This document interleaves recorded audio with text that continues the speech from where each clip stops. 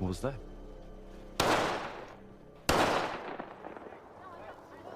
Film kali ini diangkat berdasarkan kisah nyata yang pernah terjadi di Norwegia pada tanggal 22 Juli 2011. Seorang fanatik sayap kanan melakukan teror di dua tempat berbeda dan di hari yang sama, mengakibatkan 77 korban jiwa dan 200 korban lainnya mengalami luka-luka.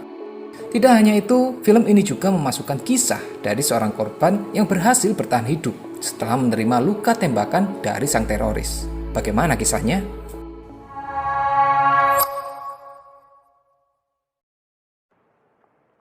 Pada tanggal 21 Juli 2011, di pertanian Falstua yang terletak 145 km timur dari kota Oslo, seseorang bernama Anders Behring Breivik sedang meracik bom dengan campuran pupuk dan juga bahan bakar.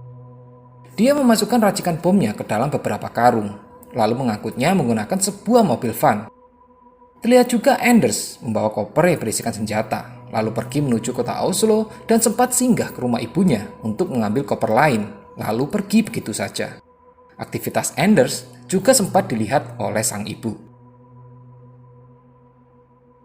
Sementara itu di tempat lain puluhan remaja terlihat sedang menyeberang ke sebuah pulau di Utoya yang berada 40 km barat dari kota Oslo.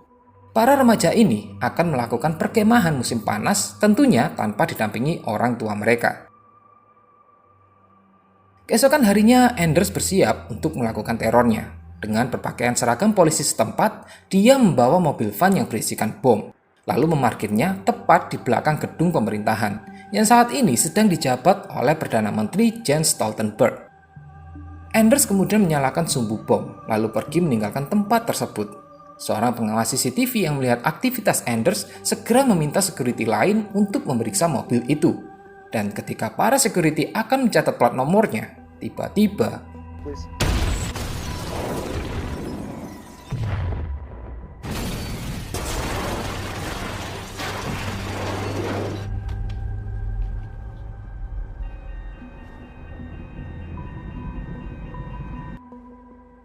sedangkan Anders telah pergi dengan menggunakan mobil van lain yang sudah dia persiapkan dan sedang menuju ke Pulau Utoya.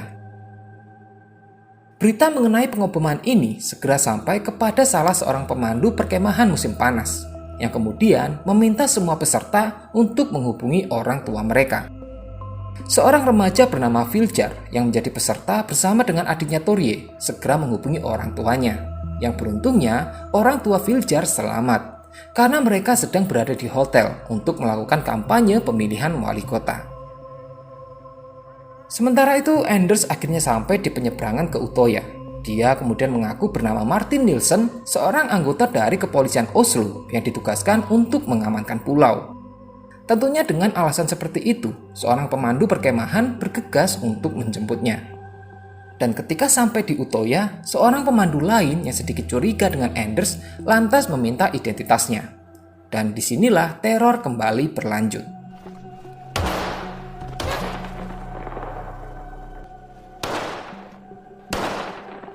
Setelah membunuh dua pemandu, Anders mengambil senjata yang lain, lalu bergerak menuju ke perkemahan, dan langsung menembaki para remaja yang sedang berhamburan untuk menyelamatkan diri.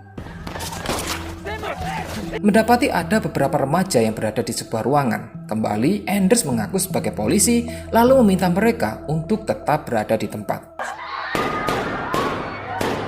Setelah menghabisi remaja yang ada di dalam ruangan, Anders kembali melanjutkan pencariannya kepada para remaja lain yang sedang lari dan bersembunyi.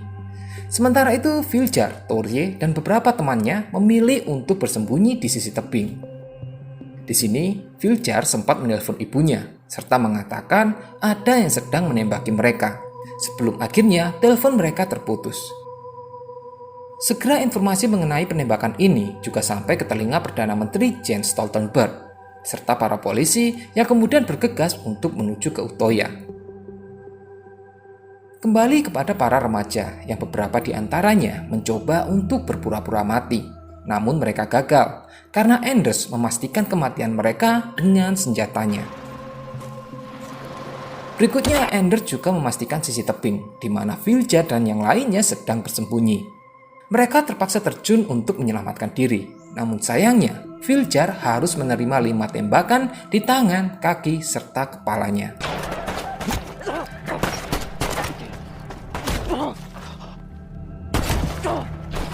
Toria yang melihat kakaknya terkapar mencoba untuk menolong. Namun Filjar memaksa adiknya untuk segera pergi menyelamatkan diri. Tidak lama kemudian para polisi pun datang. Di sini Anders tidak melakukan perlawanan dan langsung menyerahkan diri. Sementara itu polisi yang lain juga menemukan keberadaan Filjar yang sedang sekarat. Dia langsung mendapatkan pertolongan pertama serta dipindahkan ke rumah sakit untuk mendapatkan penanganan yang lebih serius. Kembali pada Anders yang sedang diinterogasi. Di sini dia mengatakan bahwa kakaknya sedang menunggu instruksi untuk serangan berikutnya. Namun dia bisa membatalkan hal itu bila syaratnya dikabulkan, yaitu larangan penuh dalam imigrasi serta akhir penegakan multikulturalisme. Anders juga meminta pengacara khusus yang akan mewakilinya, dan orang itu bernama Geir Lippestad. Yang ternyata Geir Lippestad sendiri tidak mengenal sosok Anders. Hingga ketika Geir bertemu langsung dengan Anders, barulah diketahui bahwa mereka pernah bertemu 9 tahun yang lalu pada kasus Nazi baru si Benjamin Hermansen. Di sini walaupun Geir sangat tidak setuju dengan tindakan Anders, namun dia tetap bersikap profesional dengan menjadi pengacara khusus yang ditunjuk oleh seorang terdakwa. Berikutnya Anders diinterogasi oleh seorang detektif unit pembunuhan bernama Mina Anderson. Singkat dari pembicaraan mereka, Anders mengatakan bahwa dia mengikuti jaringan kesatria Templar untuk menghormati para ksatria perang salib dan ingin melenyapkan sebuah agama dari Eropa. Beberapa polisi yang melakukan penggeledahan di rumah ibunya menemukan sebuah manifesto yang berisi 1.500 halaman tentang ideologi-ideologi gila serta pemahaman tentang apa yang sudah dia lakukan. Sementara itu, orang tua Filjar mendatangi pusat informasi korban yang berada 6 km dari Utoya. Namun mereka hanya menemukan Torie. Sang ibu kemudian mencoba menghubungi beberapa rumah sakit, namun sayangnya tidak ada satupun yang mengetahui keberadaan Filjar. Hingga berselang beberapa jam, tiba-tiba salah satu pihak rumah sakit mengkonfirmasi tentang keberadaan Filjar. Segera mereka pun berangkat dan bertemu dengan Dr. Thomas, seorang spesialis bedah saraf khusus trauma. Di sini Dr. Thomas mengatakan bahwa Filjar mengalami luka yang berkelanjutan, serta beberapa serpihan peluru hampir mengenai batang otaknya. Namun sang dokter berjanji akan melakukan yang terbaik. Sementara itu sang Perdana Menteri Jens Stoltenberg akhirnya menerima laporan tentang jumlah jatuhnya korban. 8 orang meninggal akibat pengeboman di kota Oslo, serta 200 korban lainnya menderita luka-luka. Sedangkan korban meninggal akibat penembakan di Utoya berjumlah 69 orang. Kembali kepada pengacara Geir Lippestad yang sedang mencoba untuk menginterogasi serta mencari tahu latar belakang tentang Anders, yang diketahui bahwa keluarganya disfungsional. Orang tuanya berpisah saat dirinya masih kecil. Sejak saat itu, Anders tinggal dengan ibunya. Sang ibu juga pernah menulis surat permohonan kepada layanan sosial, namun permintaan itu ditolak. Geir sempat meminta sang ibu untuk menjadi saksi di persidangan Anders, namun ibunya menolak karena tidak ingin semua orang tahu siapa dirinya. Dan ketika Geir pulang ke rumah di malam harinya, dia mendapatkan teror melalui telepon. Hello. You fucking Nazi lover. I know where you live. I'm going to make sure you and your family rot in hell. Berpindah ke rumah sakit di mana Filjar telah selesai menjalani operasi kesekian kalinya. Di sini sang dokter mengatakan bahwa dia belum bisa mengeluarkan serpihan peluru terakhir dari batang otak Filjar karena akan sangat beresiko jika dilakukan. Dan mereka harus menunggu Filjar sadar untuk mengevaluasi ingatannya. Hingga keesokan harinya, tiba-tiba Filjar terbangun. Dan beruntungnya Filjar tidak mengalami gangguan ingatan. Mulai dari sini, Filjar menjalani masa pemulihan. Dia juga mendapatkan saran dari dokter untuk selalu berhati-hati, karena masih ada serpihan peluru yang berada dekat dengan batang otaknya, dan bisa bergeser sewaktu-waktu yang akan berakibat sangat fatal jika itu sampai terjadi. Kembali pada Geir dan juga Anders, yang dimana sang pengacara kemudian menyarankan agar Anders berpura-pura mengalami gangguan jiwa, karena jika pengadilan mempercayainya, maka Anders tidak akan ditempatkan di penjara, namun ke rumah sakit jiwa untuk mendapatkan terapi. Tentunya hal itu segera disetujui oleh Anders. Menjadi pengacara untuk seseorang yang sangat dibenci di Norwegia, tentunya mempunyai imbas tersendiri bagi keluarga Geir. di mana setelah mendapatkan teror melalui telepon, kini anaknya harus keluar dari sekolah. Karena pihak sekolah tidak mau tempat mereka menjadi target amarah bagi para keluarga yang menjadi korban kegilaan Anders. Berikutnya ketika Gare kembali mendatangi Anders, di sini tiba-tiba Anders berubah pikiran. Dia tidak mau berpura-pura mengalami gangguan kejiwaan. Karena sebagai seorang anggota elit kesatria Templar, dia merasa serangan itu bermakna. Yang pada intinya, dia harus menyelesaikan apa yang dimulai serta akan menanggung konsekuensinya. Di sisi lain, Filjar terus menjalani pelatihan untuk kembali bisa menggerakkan anggota tubuhnya. Tidak lama kemudian, sang ibu akhirnya terpilih menjadi seorang wali kota. Hingga ketika Filjar diperbolehkan untuk pulang, mereka pun berpindah ke kota Svalbard yang terletak 2000 km jauhnya dari kota Oslo. Hari-hari pun terus berlanjut. Filjar terus menjalani proses pemulihan akibat tragedi yang membuat hidupnya berubah total, serta ingatan tentang teror sebelumnya yang terus menghantui di setiap malam. Hingga sampai di satu titik Filjar mengalami depresi dan menyerah untuk terus hidup seperti ini. Dia pun ingin mengakhiri hidupnya dengan memacu sebuah motor salju dalam kecepatan tinggi.